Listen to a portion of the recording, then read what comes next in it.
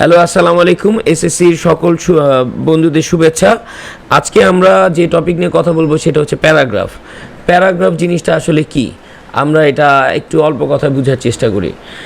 Paragraph মূলত হচ্ছে একটা নির্দিষ্ট টপিকের ওপর, সেই টপিকটার বলতে কি বোঝায়। ধরো একটা স্কুল ম্যাগাজিন হতে পারে, স্কুল লাইব্রেরি হতে পারে। স্কুল লাইব্রেরিটা কি, স্কুল ম্যাগাজিনটা কি, স্ট্রিট হকারের কাজটা কি। তারপরে তুমি সেই টপিকটারকে আরও ব্যাখ্যা করবা যে স্কুল লাইব্রেরি তোমাকে কীভাবে হেল্প করছে, তোমার স্কুল ম্যাগাজিন তোমাকে কীভাবে হেল্প করছে। তারপরে একটা এন্ডিং দিবা যে তুমি স্কুল লাইব্রেরি দ্বারা এইভাবে উপকৃত হচ্ছ বা এই জিনিসগুলো তোমার ভালো হচ্ছে। সো এটা হচ্ছে একটা স্ট্রাকচারের মতো। আমরা দেখব এর বিভিন্ন টাইপ আছে। সো বিভিন্ন টাইপের জন্য বিভিন্ন স্ট্রাকচার আমরা ফলো করব। মেইনলি এক্সামিনার তিনটা জিনিস বেশি খেয়াল করতে চায়, সেটা হচ্ছে তুমি যে টপিকটা তোমাকে দেওয়া হয়েছে প্রশ্নটা, সেই প্রশ্নটাকে তুমি ধরতে পেরেছো কিনা। ধরো তোমাকে বলা হলো ডিফরেস্টেশন নিয়ে একটা প্যারাগ্রাফ লিখতে, বাট তুমি বললে যে deforestation is an important part of our life. আসলে এটা তো এই সেন্টেন্সটা দিয়ে কি বুঝলাম আমরা, যে তুমি টপিকটাই প্যারাগ্রাফটাই বুঝতে পারো না। কারণ ডিফরেস্টেশন মানে হচ্ছে গাছ কাটা। গাছ কাটা তো আমাদের জীবনের কোনো ভালো কাজ না, এটা কোনো ইম্পর্ট্যান্ট পার্ট হতে পারে না, এটা আমাদের একটা প্রবলেম। তারপরে তুমি যখন সেন্টেন্সগুলো বানাচ্ছো, সেই সেন্টেন্সগুলো কি নিজের ভাষায় কিছু সেন্টেন্স লিখতে পারছো কি না, নিজের কোনো এক্সপিরিয়েন্স অ্যাড করতে পারছো কি না, এটা দেখার চেষ্টা করে লেখা পড়লে তোমার লেখার সেন্টেন্সগুলো কি ঠিক আছে কি না, বোঝা যাচ্ছে কি না, হ্যাঁ, এগুলো একটু খেয়াল করবে। সো ডেসক্রিপটিভ টাইপ প্যারাগ্রাফ আমাদের দেশে সবচেয়ে কমন, যেখানে কোনো জিনিস, ব্যক্তি, জায়গা বা কোনো একটা বিষয় বর্ণনা করা হয়। যেমন স্কুল, একটা রেনি ডে, এমন একটা দিন, বৃষ্টি ভেজা দিন, সেটা বর্ণনা ওই মুহূর্তটাকে তুমি ডেসক্রাইব করতেছো। তোমার স্কুলটা কেমন, তুমি স্কুলের নাম কি, স্কুল কোথায় অবস্থিত, এই যে ডেসক্রাইব করা, অর্থাৎ ওইখানের ওই টপিকটাকে তুমি ভালো করে এক্সপ্লেন করবা এই টপিকটা।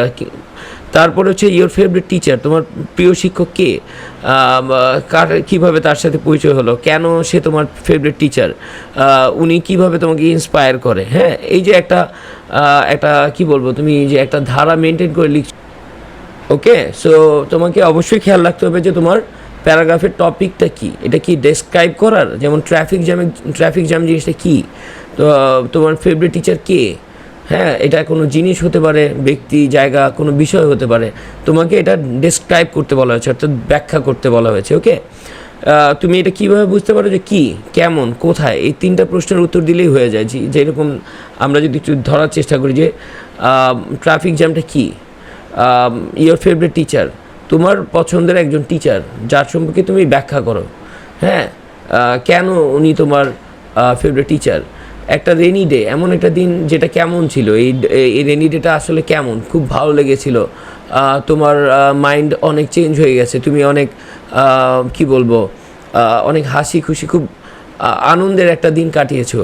ঠিক আছে, এরপরে যদি আমরা দ্বিতীয় টাইপে যাই, দ্বিতীয় টাইপটা হচ্ছে আমাদের ন্যারেটিভ প্যারাগ্রাফ। অর্থাৎ তোমার এমন একটা ঘটনা বা একটা এক্সপিরিয়েন্স, ধরো একটা অ্যাক্সিডেন্ট যেটা তুমি চোখে দেখতে পেলা, বা তোমার একটা মেমোরেবল ডে। ধরো একটু আগে যে রেনি ডে বললাম, এটাই তোমার একটা মেমোরেবল ডে হতে পারতো। একটা ভিজিট, এমন একটা জায়গায়, ধরো তুমি একটা হিস্টোরিক্যাল কোনো একটা প্লেসে গিয়েছো। সো এটা কি তুমি একটা ঘটনা বা অভিজ্ঞতা, এক্সপিরিয়েন্সকে ন্যারেট করতেছো। এছাড়া কজ এফেক্ট প্যারাগ্রাফ আসে, যেটা এসএসসি এইচএসসিতে বাড়ছে দিন দিন। যেমন ধরো কজ অ্যান্ড এফেক্টস অফ পলিউশনটা কেন হয়, এটার ইফেক্টটা কী, এটার কী নেগেটিভ এফেক্ট হয় পলিউশনের কারণে, দূষণের কারণে। মোবাইল ফোনের যে ব্যাড এফেক্ট, মোবাইল ফোন এর কী কারণে আসলে আমরা বলবো যে এগুলো যে ব্যাড, মোবাইল ফোনের খারাপ দিকগুলা, এটা কেন হয়, কী জন্য হয়, এবং এটার ইম্প্যাক্টটা কী পড়ে সেটা বলা। তারপরে এফেক্টস অফ ক্লাইমেট চেঞ্জের নেগেটিভ ইম্প্যাক্টগুলো কীভাবে পড়ে, কেন ঘটে নেগেটিভ ইম্প্যাক্ট, ক্লাইমেট চেঞ্জটা হয় কেন। সো আগে তোমাকে এই প্যারাগ্রাফটা যখন পড়বা তখন বোঝার চেষ্টা করবে যে এটাতে কি তোমাকে এমন কোনো টপিক দেওয়া হচ্ছে। ধরো ক্লাইমেট চেঞ্জ যদি আমি দেখতাম, তাহলে বুঝতে পারতাম যে ক্লাইমেট চেঞ্জ কেন হচ্ছে, কারণটা কি, কজ মানে কারণ, এবং এটার কারণে কি কি প্রবলেম ফেস করছি আমরা। হ্যাঁ, এটার এফেক্টটা কি। মোবাইল ফোনের ক্ষেত্রেও সেম। সো তোমাকে আগে টপিকটা আগে বুঝতে হবে যে এটা কি কোনো কারণ এফেক্ট এইভাবে বলছে কিনা। হ্যাঁ, ওকে, ওকে, এবার আমরা আসি প্রবলেম সলিউশন প্যারাগ্রাফ। এটা এইচএসসিতে বেশি আসে, এসএসসিতে খুব একটা আসছে না, বাট তোমরা এখন থেকে প্রিপেয়ার হতে পারো, যেহেতু 2025 সালে এইচএসসি কোয়েশ্চেন কঠিন হতে অনেকে কিন্তু ইংরেজিতে খুব খারাপ করেছে। সো তোমাদের আগে থেকে যারা বুদ্ধিমান, আমার মনে হয় কোন প্যারাগ্রাফটা কোন টাইপ এগুলো একটু ধরতে পারা বা একটু প্র্যাকটিস করা উচিত। সো এইচএসসিতে বেশি আসে প্রবলেম সলিউশন, যে ট্রাফিক জ্যাম এটা কী ধরনের প্রবলেম এবং এটার সলিউশন আছে কি কি, আনএমপ্লয়মেন্ট প্রবলেম, বেকারত্ব কেন হয়, কী জন্য হয় এবং এটার সলিউশনটা কী। দেন আমরা আসতে পারি ড্রাগ অ্যাডিকশন, ড্রাগ অ্যাডিকশনের কারণে কী প্রবলেম, কী সলভ হয়, এরকম অনেক।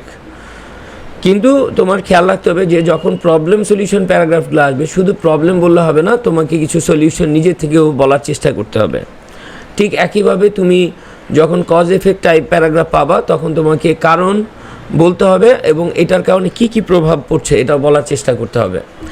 এরপরে আরেকটা টাইপ আছে যেটা হচ্ছে ওপিনিয়ন বেসড প্যারাগ্রাফ, যেখানে তোমাকে বলা হয় যে নিউজ পেপার পড়ার গুরুত্বটা কী, বা সময়ের উপকারিতা বা সময়ের গুরুত্বটা কী, কম্পিউটারের ভূমিকাটা কী। হ্যাঁ, এখানে তোমার নিজের চিন্তা ভাবনা যে তুমি কি ভাবো, I think, in my opinion, এগুলো লিখতে পারো এবং দেন তুমি এটার লজিক দিবা যে এই কারণে এইটা পড়লে এই উপকারটা হচ্ছে, এই ভালো দিকটা হচ্ছে, এটা হচ্ছে, এইভাবে বলবা।